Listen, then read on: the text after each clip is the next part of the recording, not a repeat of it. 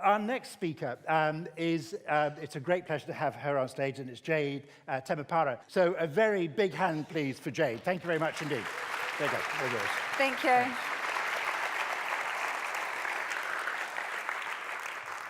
Extracting money, that sounds awesome. My name's Jade. I'm a veggie gardener. Of course I am. This is what most veggie gardeners look like in their, oops. Right, oh, sorry.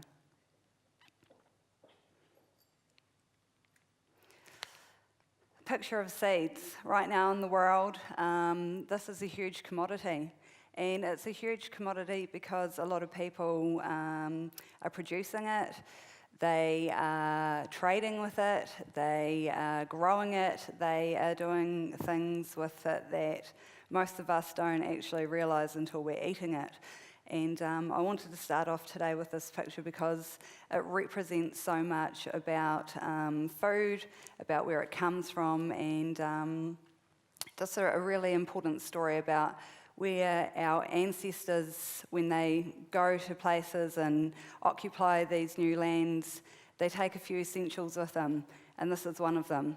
Normally they take their families as well, and they start off and they go into this big journey of re-establishing new lives and things, and food is a really massive part of that. So they start their journey, they go with their families.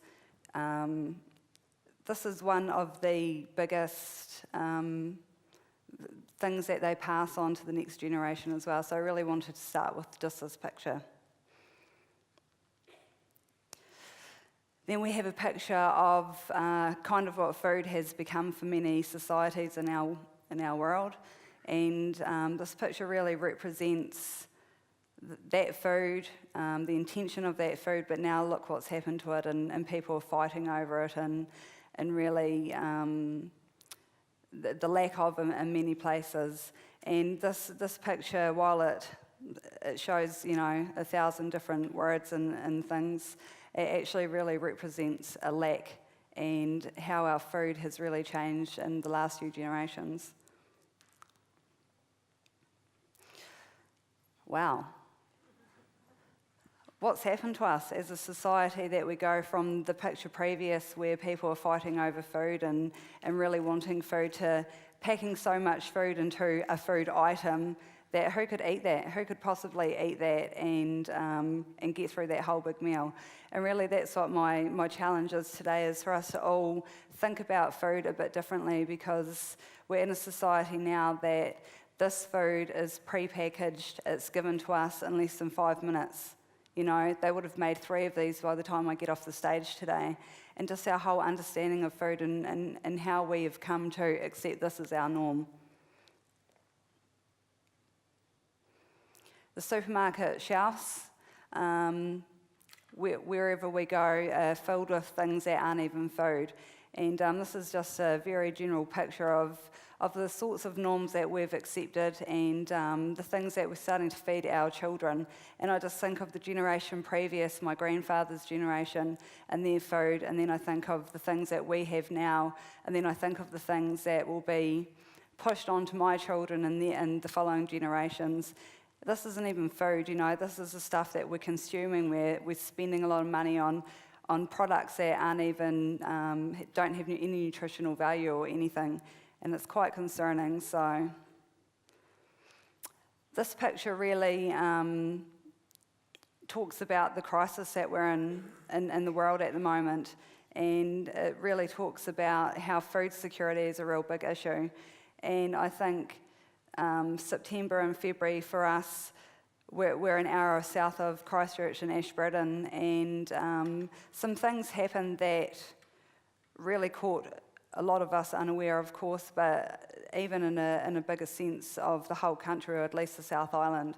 When February especially happened, we had a lot of people from Christchurch come down to Ashburton to stock up on water, food, petrol, batteries, anything like that. And this picture really depicts something that we're not prepared for: change, climate change, environmental change, earthquakes, disasters of any type, or even interruption. And I remember going down to the supermarket after the couple of days after February, and there was nothing, and there was not going to be anything for a week. And I thought that was an hour north of where we live, and yet there was nothing in our own town. And it really got me sparked into thinking about what am I going to do to make sure that if I can't get to a shop or I can't get anywhere, have I got enough in my own backyard to sustain my own family?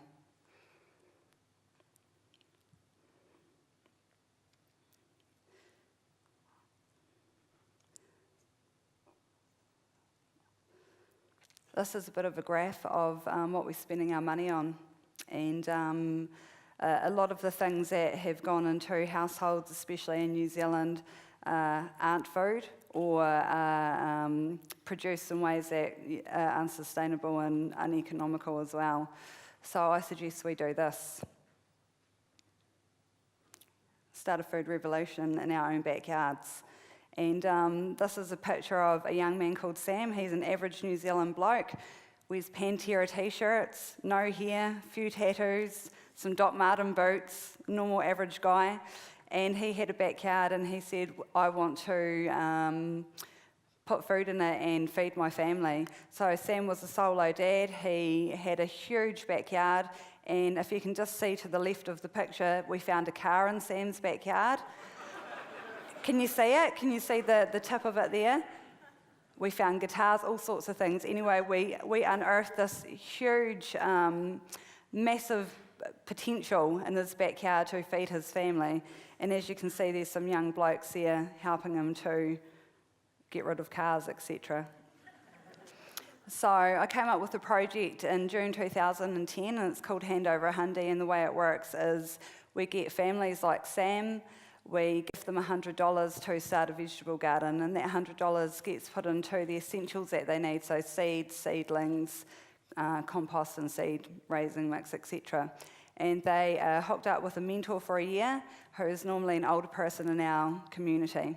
And so what that does is it bridges a gap between our older generation, who share their knowledge, a younger family like myself and Sam, who has not got that knowledge, and we squish them together and we say, go and learn, share life together, do life well, learn from each other, and basically just be a community again.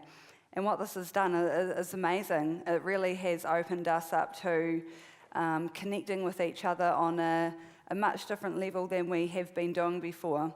And so some of the things that have come out of this, like this, and these words that you can see, I mean, they're just the very tip of what has happened. You know, we've got a generation of older people out there that are disconnected from their families, and they're lonely, and they've got all of these amazing skills and knowledge that we're just not tapping into. And then we've got younger families that are also lonely because their families aren't around. We don't do community very well. You know, we all live in our own little sections at home, in our own little backyards, and we don't normally see what's outside of our fences. So my challenge is for those two generations to come together and to create something that our very communities are founded on.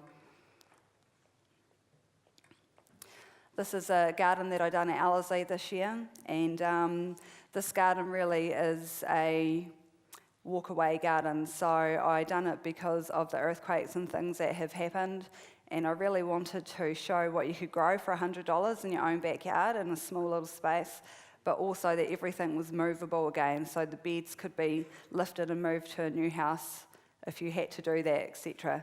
So my challenge really is for families, but actually everybody, to think about the food systems that you've got at home, and if anything was to happen that was bad, or maybe not even bad, you know, just do you have your own food system? Are you teaching your children skills that need to be passed to the next generation? Because if we don't do it now, in our generation, it's going to be lost forever. And it's so important that we teach our children where food actually comes from these days, because they think that it's prepackaged and wrapped, and that's how it comes. This is my vision for this place, but also for all communities in New Zealand and all around the world, is to create these Hundy gardens, to create these livable, edible gardens where people are sharing their produce together, they're sharing life, they're talking over the fence, getting together and creating meals. And my challenge really is for the whole lot of you today and everyone watching this to pick up a spade and sow a seed of change. Thank you. Thank you very much indeed. That's brilliant. Thank you very much.